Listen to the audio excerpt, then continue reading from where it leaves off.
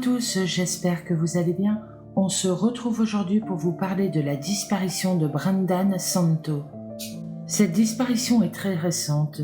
Brendan a disparu le 29 octobre 2021 en sortant de son université au Michigan. Brendan Thomas Santo a grandi à Rochester Hills, Michigan, où il est diplômé de la Rochester Adam High School. Pendant ses études, il était un fervent joueur de hockey et membre de Rochester United, une équipe composée d'élèves des écoles secondaires de Rochester, Adams et de Rochester. Selon sa tante, Dawn Breyer, Brendan avait un cœur énorme. Il aimait toujours aider les autres qui étaient dans le besoin. Il était extrêmement intelligent et extrêmement aimé de ses camarades, en particulier les jeunes enfants qui avaient besoin d'un mentor. Il avait également une joie de vivre, qu'il montrait par son esprit vif et son amour pour faire rire les gens. En tant que tel, il avait de nombreux amis proches. Brendan était un jeune adulte intelligent et athlétique qui aimait jouer à la crosse et au hockey. Au moment de sa disparition, il était étudiant de première année à la Grand Valley State University, à Allendale, Michigan, dans l'espoir de se lancer dans la cybersurveillance ou dans un domaine professionnel lié à l'informatique. Brendan rendait visite à des amis à Michigan State University pendant le week-end d'Halloween 2021. Il avait prévu d'assister au match de football entre l'école et l'Université du Michigan, qui devait avoir lieu le 30 octobre. Selon ses amis, Brendan traînait dans les dortoirs du campus de Yaqele Hall dans la soirée du 29 octobre. Vers 22h30, il a décidé qu'il voulait retourner dans le quartier Brody-Dest Lansing, où il séjournait. Il s'est mis à quitter Yaqele Hall et a commencé son chemin pour retourner chez lui. Il devait parcourir environ 500 mètres pour retourner chez lui, donc ce n'était vraiment pas loin. Vers 23h, Brendan a envoyé un Snapchat à un ami, disant qu'il était perdu et qu'il ne savait pas où il se trouvait. Selon les relevés de téléphone portable obtenus plus tard par les enquêteurs, il était le dernier sur Beale Street, près de Michigan Avenue, non loin de Yaqele Hall. Son téléphone portable, après, n'a plus émis. Brendan n'est jamais retourné à la résidence du quartier Brody, où il résidait. Compte tenu du nombre de personnes sur le campus de la MSU, ce week-end, ses amis ont supposé qu'il était allé séjourner dans un autre dortoir. Le lendemain, Brendan a été porté disparu par ses amis, après qu'il n'ait pas pu entrer en contact avec lui. La police du campus de la MSU a ensuite contacté ses parents, Brad et Wendy Santo, qui ont été immédiatement inquiets car cela ne ressemblait pas à leur fils d'aller quelque part sans d'abord informer quelqu'un de ses plans. La police du campus de la MSU a interrogé toutes les personnes qui ont parlé ou été en contact avec Brendan pour la dernière fois la nuit de sa disparition.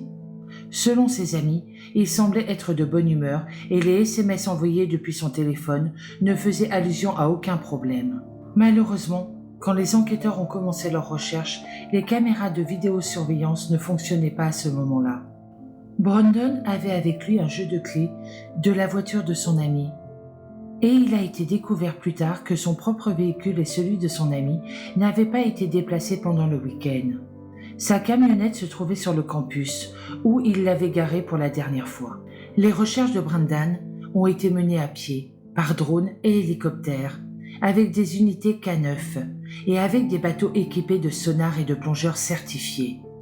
L'enquête policière officielle s'est concentrée sur la rivière Red Cedar, car elle se trouvait à proximité de son dernier emplacement connu. La recherche de la rivière a inclus des plongeurs des bureaux du shérif des comtés de Macomb, Wayne, Oakland, mais jusqu'à présent, rien d'intéressant n'a été localisé. Il y a également eu des recherches civiles menées par plus de 800 volontaires, dont des grimpeurs. Cependant, comme pour les recherches policières, rien en rapport avec la disparition de Brendan n'a été découvert. Dans un effort de sensibilisation à l'affaire, la famille de Brendan a collé des affiches dans le Michigan et les États environnants. Ils ont également créé une multitude de profils sur les réseaux sociaux. Il n'y a eu aucune activité financière sur les comptes bancaires de Brendan depuis le soir de sa disparition. Aucune activité inhabituelle n'a été signalée sur ses réseaux sociaux. La recherche de Brendan continue d'être une enquête active et comprend la police du campus de MSU, le FBI, la police d'East Lansing, la police de l'Université d'État de Grande Valley, le shérif du comté d'Oakland, ainsi que la police de l'État du Michigan, le procureur général du Michigan et le bureau du shérif du comté d'Ansgam. À l'heure actuelle, les enquêteurs ne soupçonnent pas l'implication d'un acte criminel et n'ont trouvé aucune preuve suggérant que Brandon était en état d'ébriété au moment de sa disparition. Brendan Thomas Santo a disparu d'East Lansing, dans le comté d'Ingham, dans le Michigan, le 29 octobre 2021. Il avait 18 ans. Il a été vu pour la dernière fois vêtu d'un t-shirt noir, d'un pantalon de survêtement gris, avec une poche arrière zippée.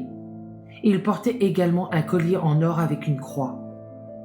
Il avait sur lui son iPhone 12 dans un étui bleu. Au moment de cette vidéo, c'est-à-dire en janvier 2022, il est toujours porté disparu. Malheureusement, je n'ai pas d'autres informations sur cette disparition. Je vous tiens au courant s'il y a la moindre information. Tout d'abord, je tenais à remercier énormément son ami de m'avoir contacté pour parler de cette disparition. Il y en a effectivement qui vont se poser la question, nous sommes en France, donc ça ne va pas servir à grand-chose. Tout simplement, je pense qu'il veut médiatiser le plus possible la disparition de son ami. Voilà. Donc je tiens énormément à le remercier. Il m'a contacté sur Facebook et je tiens à le remercier de sa confiance. Et j'espère de tout cœur que Brendan sera retrouvé sain et sauf. C'est la fin de cette vidéo, je sais, elle n'est pas très longue, mais le principal c'est d'en parler. Donc moi je vous souhaite une très bonne journée, prenez soin de vous et je vous dis à bientôt dans une prochaine vidéo.